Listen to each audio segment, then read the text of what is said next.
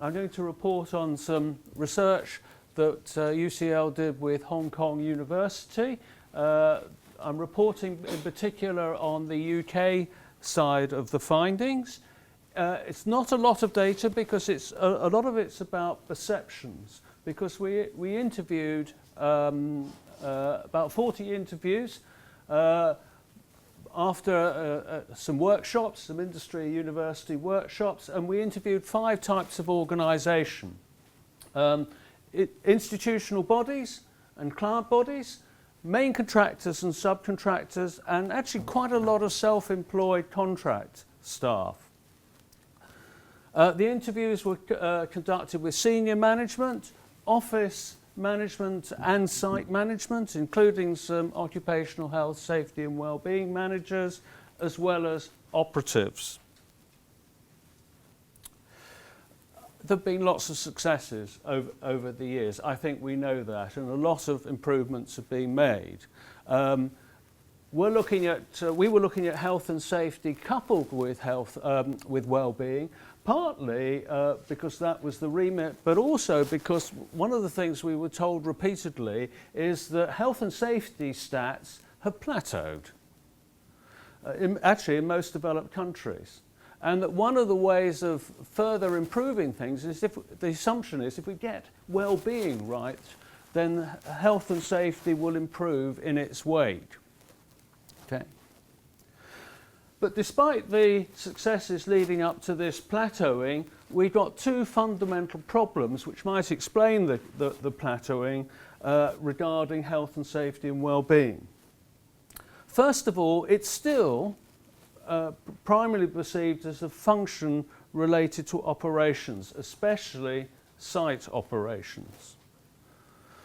And both health and safety and well-being are actually still not intrinsic parts of the development and management of the strategies of firms, the business models within the firms, or the organisational behaviour in the firms, and that links with culture, as Sue mentioned. And yet, the business model in most contractors and subcontractors is currently broken. It's fundamentally transactional rather than transformational, and there isn't the opportunity to make much profit. And these issues are primarily driven still by compliance with legislation, especially the corporate manslaughter. And the prevailing contractor business model doesn't really still put at the centre the intrinsic care of the workers, and I hope we'll see that from some of the perceptions in the industry. So let's look at it from the level of the firm. I think we know what the definition of health and safety is. There's a common understanding about that, but there still isn't any common agreed definition around well-being, whether we look at UN statements, OECD definition, and we found a lack of definition when we interviewed people as well. One person said, it's about treating people how you want them to treat yourself. We just want people to feel that when they come to the office, we are there to make them feel well, to feel loved, and to feel they're looked after. I think well-being is about getting these basics right. It's that caring and listening, okay? And all those soft skills that we don't really talk about. And yet a lot of the people that we talked about, particularly those on site, were concerned about certain aspects of well-being. Some felt they were too interventionist, too invasive and socially intrusive sometimes. So we need to be careful what sort of well-being we're wishing for. One site manager suggested that construction needs its own definition. Well, that might be helpful. It could be helpful, but it could also result in lowering standards. Some issues just were not on the radar, it seemed. Gender, faith and language. They received very little attention when we were interviewing people. And we found evidence, I'll come back to this, but really management practitioners need to be careful about measuring well-being.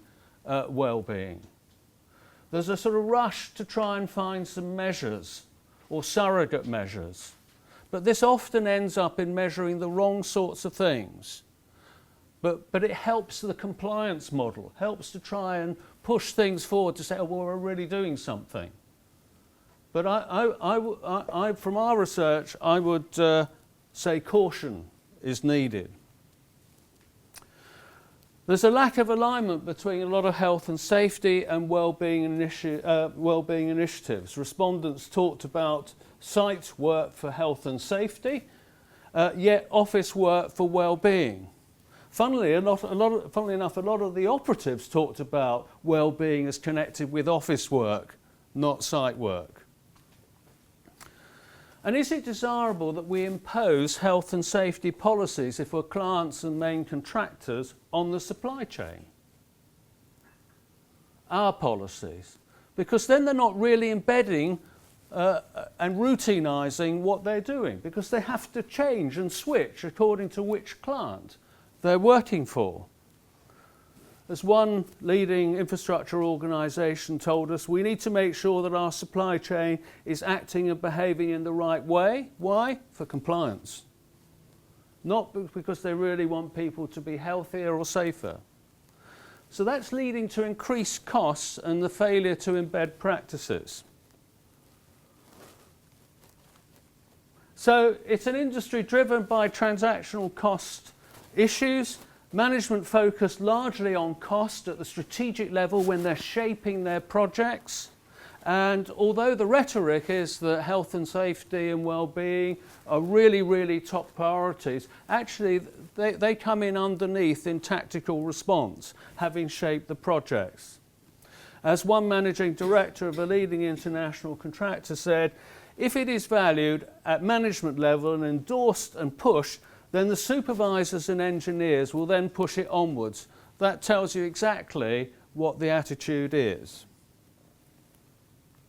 And there are too many well-being fads that fade, they're not real remedies. And less strategic attention in the firms is being given to breaking through the barriers of the firm business model. For example, already been mentioned by Sue, organisational change that actually tackles the very long working hours, and that could dramatically affect worker well-being, reduce fatigue and the time away from home. Also, contractors have, and most clients, contractors have static procurement models for qualification and tendering, whereas a more proactive role could be taken to drive improvements where you look at rates of improvement rather than meeting static threshold requirements to pre-qualify the supply chain. That's not leading to a dynamic transformational sector across a whole number of issues, including health and safety and well-being. Most other industries now have dynamic models. We don't. We have a static one. And we also see a lot of infrastructure clients conniving with this position, where they see their supply chain cutting and pasting improvements into successive bid documents. So here's an improvement we're going to make, and then they don't make it during the contract, and there it is, cut and paste into the next bid document. Why are we doing that? I mean, it makes no sense whatsoever. And it's actually in the interests of clients and contractors to transform these practices, but there's a reluctance to intervene. In that way, there isn't a reluctance to impose health and safety policies. Also, well-being measures can be inaccurate, coming back to what I mentioned a little bit earlier. Let me just give you two examples of things that we were told, because surrogate measures produce anomalies. One company was counting mental health first aiders to measure engagement. If you just think about that for a second, it's quite a perverse measure. It doesn't help. Also, measuring drug use is on the rise. But we tend to measure things like cannabis. Why? Cannabis use is easy to measure. But what's it doing? It's driving a lot of operatives towards using harder substances and office workers like cocaine. And that helps in working longer hours for the contractors. As one senior manager said to us, we don't know if these measures are really helpful. All we can say is the only answer is we finished on time. Is management being measured and held to account against any of these issues? Probably not in most companies. And there are anomalies and contradictions between what senior management allow or even encourage for commercial reasons. The long working hours, doing long commutes, working away from home during the week. Some contractors are providing much better facilities on site for those that are working away from home during the week. But you might say, well, that's great, that's better well-being. But perversely, it encourages people to work longer hours, intensify their work, become fatigued, and they have less of a quality of life when they get home as well. So we need to be careful about these things. Many of these practices just don't have the commercial support. So that's the firm level. I now want to talk a little bit about the weak systems between the firm and the project level. Lots of prescriptions in many organisations, yet the systems for implementing them are quite weak. We know, don't we? We have poor cross-functional integration, so-called silo working. We have excellent safety management systems in general. We were told that repeatedly, so we're good at communication. Converting that into knowledge, we didn't find one firm that engaged its safety management system with any knowledge management system in the organisation, however partial they were or are, but information was not being captured, stored and converted into knowledge for rolling out across projects. Program management amongst contractors, not so much amongst clients, they're much better. Program management is weak. That's part of being able to roll things out across projects. That needs to be improved generally, but it would also benefit health, safety and well-being. Too much is left to individual responsibility. That's why clients can have a good experience on one project and a lousy experience on another with exactly the same contractor. So the consequence of that is that health and safety and well-being is still a little bit of a bolt-on extra, not quite as embedded as we'd like to say or think. Site supervisors, junior site managers and operatives seem to want less prescription, less top-down prescription. They want their experience and their knowledge to be used, to be listened to be taken on board, to be used, so that we develop bottom-up learning and incorporate it into much more nuanced and context-specific prescription. I think one-size-fits-all has generally served us pretty well over the last couple of decades or so. But we need to become a little bit more subtle now, I think, and break through the one-size-fits-all. Which moves us on more to operations, just a few brief slides on this. A number of operatives stated that financial criteria are still to the fore, really. Particularly the contract and agency staff. The espoused value and rhetoric may be very robust at the top of the firm, but it doesn't always reach down. And it raises the question, what management are really concerned about? Is it compliance, or is it profit, or is it the extent to which people are cared for? Why not all of those things? No respondent was able to identify occupational health and well-being investment that was strategic. A lot of reactive stuff, a lot of fads that were coming along, but very little or nothing that was strategic that we were told about. And there's a confusion that exists on site about what the real requirements are. This is part of the weak systems, in a sense, from the bottom. The fads soon fade, like health food initiatives. They come and go. And initiatives can conflict with other procedure. For example, one international subcontractor that we interviewed actually had invested something in some videos. Videos to help workers do things better on site.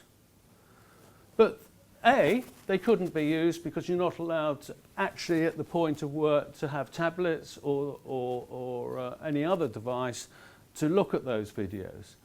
B, none of the staff who work on site were even aware of those videos having been made. So again, they must have just been made for compliance reasons.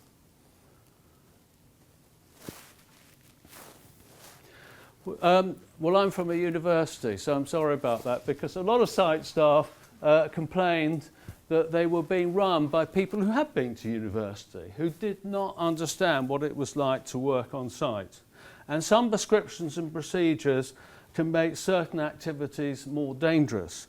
One example that we were told about more than once is that goggles restrict vision for important cutting tasks. Headaches was another that goggles cause. I mean, it wasn't just goggles, but there were lots of things. A lot of these one-size-fits-all prescriptions actually are not always useful. And the experience and knowledge of these operatives, they felt, was being ignored. They were being ignored. Very commonly raised issues, 3 here. Working to tight deadlines causes stress, and the long working hours expected in the industry makes matters worse. That was mentioned repeatedly by office staff and site workers. Fatigue leads to poor decision making, yet people want to do a good job. So this induces worry and anxiety. That was mentioned by multiple managers in offices. Working away from home during the week causes stress and difficulties in sustaining relationships. And that was mentioned both by office workers and site workers. A positive note, one operative told us regarding training that it was really, really good. And he said, the company invested a lot in my trainings through years. They've kept me employed all that time. I have got lots of experience now, met many interesting people. This is a good company to work for. Finally, training, induction and language barriers still prevail. We found that for a main contractor and subcontractors, if they have operatives who can't speak English who turn up on their site, they send them away. But if there's another firm, a subcontractor, that's doing the work, you can have a group of people who don't speak English, but they're allowed. They're allowed to continue working even though there is no English speaker. The justification is that, well, the real justification probably is, cynically, that it's not their responsibility. But the justification given was that interpreters are available. A, they're not always there full-time on site, depends on the size of the site, and B, they're not always in the right place at the right time to help. So this is a problem. So in conclusion, occupational health, safety and well-being is still not entirely owned by the firm, not truly embedded in the strategies and business models. We're still in response mode and compliance prevailed. Nor is it owned by office staff and operatives on site. It's very top-down, and the existing transactional business model and commercial criteria dominate. And operatives don't feel they're being listened to. They want to get away from these prescriptions where one size fits all.